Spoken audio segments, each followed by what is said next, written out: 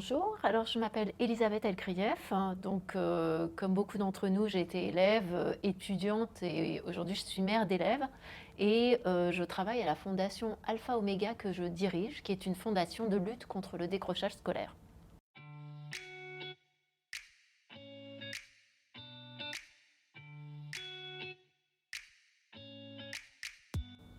Alors, pourquoi le livre s'appelle Retrouver le chemin de l'école? Parce que dans ma famille, l'école était extrêmement valorisée. L'école, c'était un endroit où on allait acquérir des connaissances, c'était un endroit où on allait se faire des amis de tous les milieux sociaux et on allait découvrir le monde de cette façon-là.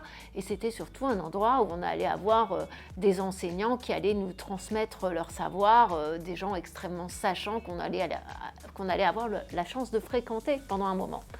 Or, aujourd'hui, moi, ce qui me semble, c'est qu'il y a beaucoup de gens qui en sortent prématurément de cette école. Il y a beaucoup de gens qui n'y trouvent pas le plaisir que j'y ai trouvé. Et il me semble pourtant qu'il y a des raisons pour lesquelles ils en sont là et qu'il y a des solutions pour leur redonner envie d'aller à l'école et d'y trouver tout le plaisir qu'on peut y trouver.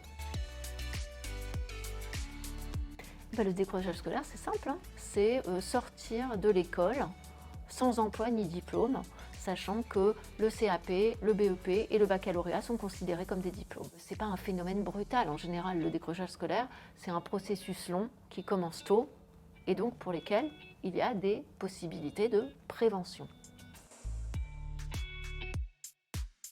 Il y a 100 000 personnes par an qui sortent du système scolaire sans emploi ni diplôme.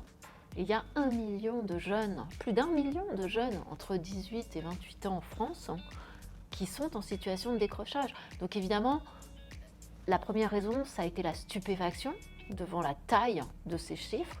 Puis après, ça a été la révolte parce que je me suis rendu compte par mon travail dans cette fondation Alpha Omega que pourtant, il y a des solutions qui marchent. Il y a l'alliance éducative des enseignants, des parents et des associations qui permet aux élèves de raccrocher les wagons, comme on dit. Et je me suis dit qu'il fallait que ce soit connu et surtout utilisé, quoi. C'est un livre qui en fait va essayer d'expliquer quand on décroche exactement, donc ce que j'appelle moi les moments charnières de risque de décrochage scolaire, pourquoi ces moments amènent des risques de décrochage. Et à chacun de ces moments, on a des témoignages d'élèves, d'enseignants, et on a surtout la grande association éducative qui a une solution pour que les enfants ne décrochent pas à ce moment charnière, et on décrit à la fois les fondements théoriques de son action et sa façon d'agir. Ce livre n'est pas forcément un livre qui s'adresse seulement aux gens concernés par le décrochage.